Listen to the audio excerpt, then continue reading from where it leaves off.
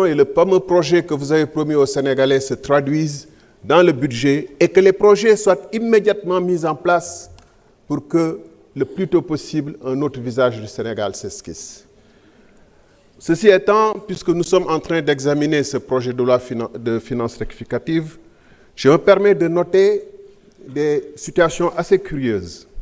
Ainsi, pendant que les recettes baissent de manière importante par rapport à la loi de finances initiale, 840 milliards, dans le même moment, les dépenses augmentent, ce qui est totalement paradoxal.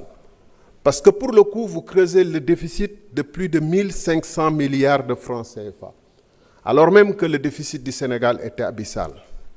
Monsieur le ministre, dans un contexte international où les gens sont à la chasse contre le déficit, essayez de trouver le budget équilibré.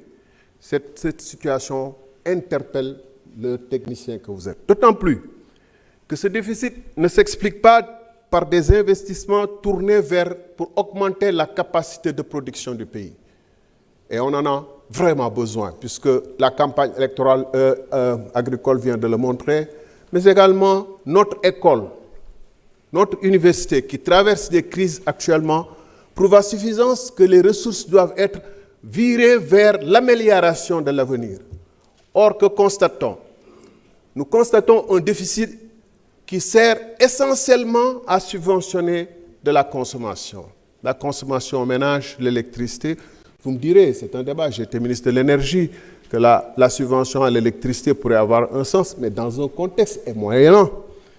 Mais ce déficit est tellement important, et le plus paradoxal, c'est que pendant ce temps, vous continuez à garder une nomenclature de l'administration où il y a des agences pléthoriques qui ne servent à rien.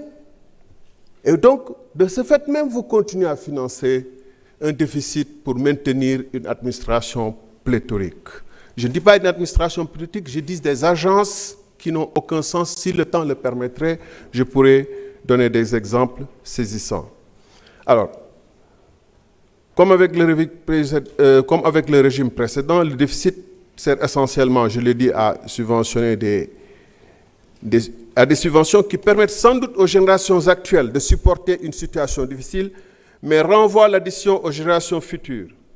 Vous avez fait le choix de ne pas rationaliser les agences.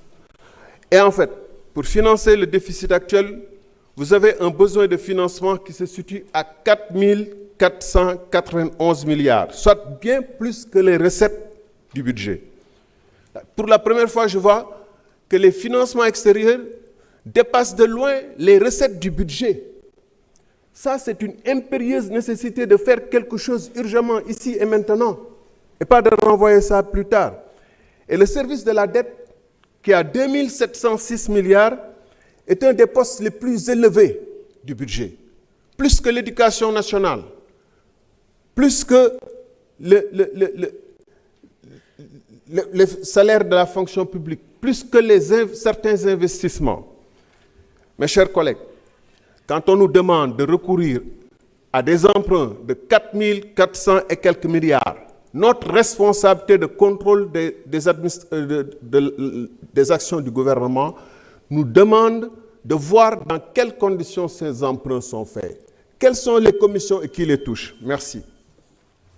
Merci beaucoup, honorable Thierno Alassane.